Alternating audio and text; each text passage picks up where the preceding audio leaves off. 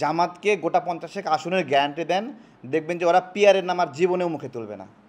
এছাড়া জামাতের কাছে আর কোনো যুক্তি নাই। বাংলাদেশে অসংখ্য শিক্ষক, সমাজসেবক, ডাক্তার, আলেম তারা স্বতন্ত্রভাবে নির্বাচন করে। তারা কোনো দলকে অ্যাপ্রোপ্রিয়েট মনে করে না। তাদের এলাকায় তাদের গ্রহণযোগ্যতা আছে। জামাত যে পিয়ার বলছে, সেই পিয়ারে এই ধরনের স্বতন্ত্র প্রার্থীর কোনো নিয়ম আছে কিনা আমি জানতে চাই।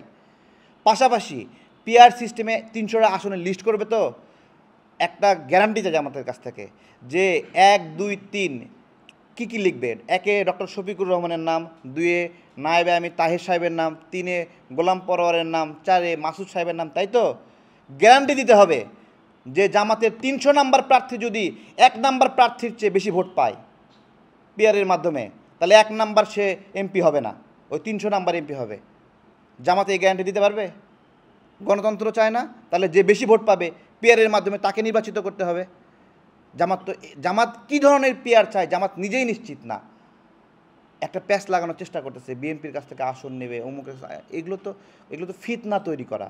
আমরা জাতীয় নির্বাচনের যে ডেট ঘোষণা হয়েছে, যে সময় ঘোষণা হয়েছে, যে টাইম ফ্রেম, পাশাপাশি যে রোড ম্যাপ ঘোষণা করা হয়েছে, নতুন দলের নিবন্ধনের বিষয় রয়েছে।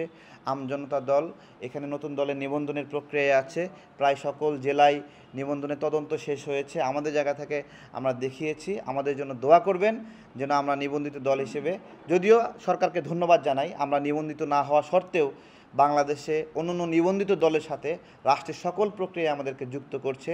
সংস্কারের আলোচনা অথবা ডক্টর ইউনূসের সাথে বিভিন্ন ধরনের প্রোগ্রামগুলোতে আমরা দীর্ঘদিন ধরে আমরা একসাথে কাজ করছি, সরকারকে সংস্কারে সহযোগিতা করছি, এবং সেই নিবন্ধনের প্রক্রিয়া শেষ হয়ে যাচ্ছে। আমজনতা দল একটি নিবন্ধিত দল হিসেবে আমরা সেখানে পারফর্ম করব, এবং আমরা একটা